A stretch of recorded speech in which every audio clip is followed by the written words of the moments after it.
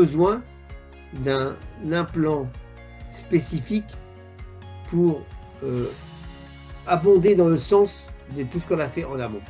C'est l'intérêt de l'utilisation d'un implant cylindro-conique de type Neo CS de chez Alphabio. C'est un implant sur lequel j'ai eu la chance de travailler, surtout au développement, pour lequel j'ai insisté pour avoir une double connectique, et on verra pourquoi l'intérêt de la double connectique.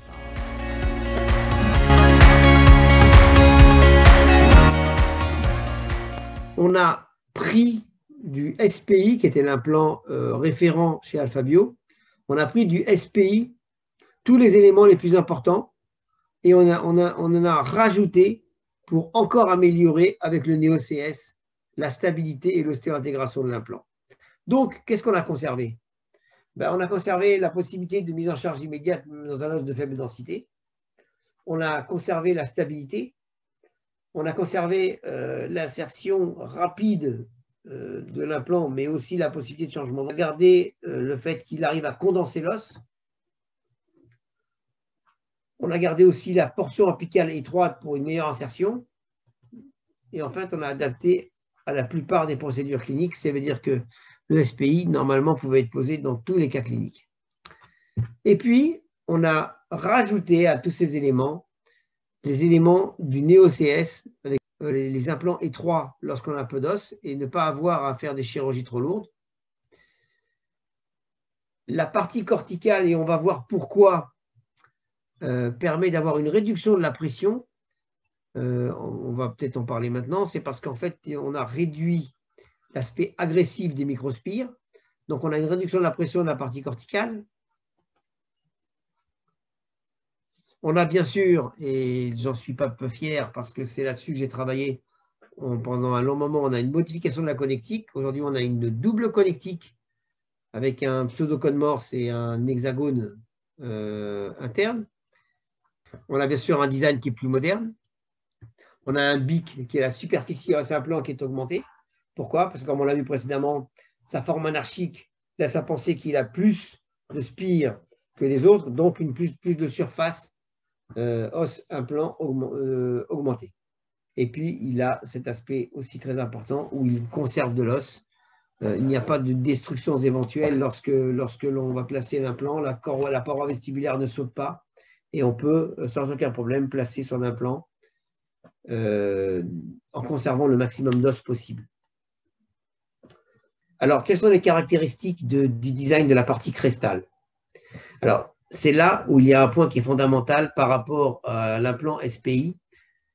Les ingénieurs de chez Alphabio ont modifié cette partie crestale et énormément et grandement amélioré la non-agressivité, entre guillemets, de cette partie crestale dans l'os. On a en plus rajouté, on en parlera, un plateforme switching. On a un microfiletage, mais ce microfiletage n'est pas agressif. On a des spires coupantes juste après. Et on a surtout, un point important, c'est la connexion conique CS et CHC.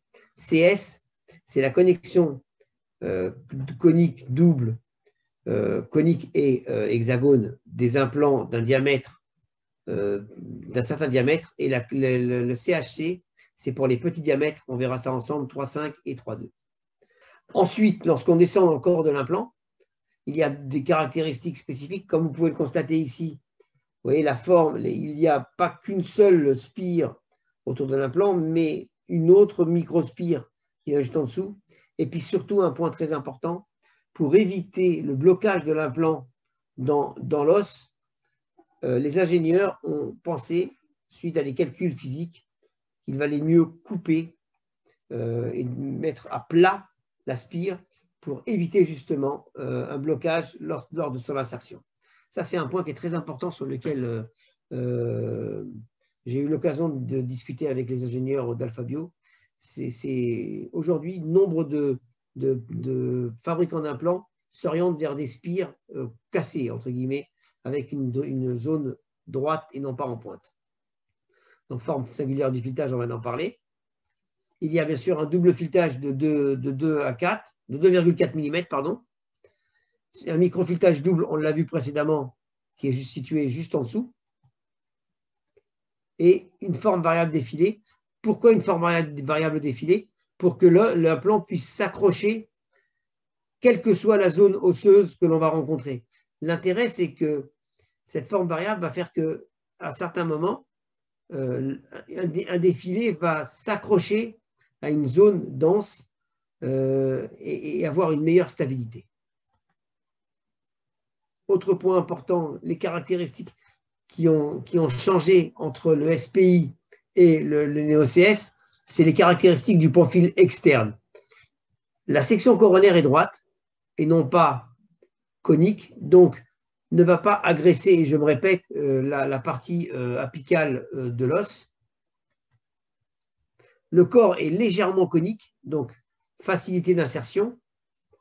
Il n'y a pas de pression lorsque vous rentrez cet implant. Et ce qui est absolument génial, c'est lorsqu'on a posé beaucoup de systèmes implantaires, que l'on essaye le NeoCS, on a cette sensation de rentrer tout en douceur. Et je répète encore une fois, aujourd'hui, placer un implant doit se faire tout en douceur, sans aucune pression supérieure à 40 à 50 newtons, sans aucune pression supérieure à 40 à 50 newtons lors de son insertion. Section apicale très conique, ça a une meilleure pénétration. Et on a une partie apicale que j'apprécie énormément, qui est, à part la zone apicale étroite, les filets acérés profonds, on a ce petit système comme un petit chapeau qui permet de rester toujours dans l'axe de l'implant et de ne pas dévier lorsque l'on va le placer. C'est un point important et qui en plus est associé à une forme de harpon. C'est ce que l'on voit ici, cette petite forme de harpon qui est là, va permettre de tout de suite s'accrocher dans l'os et de suivre un axe très précis, sans dévier et se retrouver avec un implant qui soit en dehors de la préparation du fût implantaire. On va parler maintenant de l'amélioration de l'état de surface de l'implant. Il est fondamental que la surface soit préparée, la surface de l'implant soit préparée pour accepter la pénétration de différents éléments qui vont aider à l'ostéo-intégration. Et c'est la raison pour laquelle Alphabio a utilisé une technique qui s'appelle la technique nanotech, qui permet suivant bien sûr un processus complexe de sablage comme dans de nombreux autres systèmes, et un double mordant-sage thermique qui va permettre de créer une surface hybride qui va parfaitement accepter la colonisation par les cellules osseuses de cette surface. Cette surface, donc, comme elle est préparée de manière spécifique, elle va avoir un point positif, c'est qu'il va avoir une augmentation de la surface tridimensionnelle.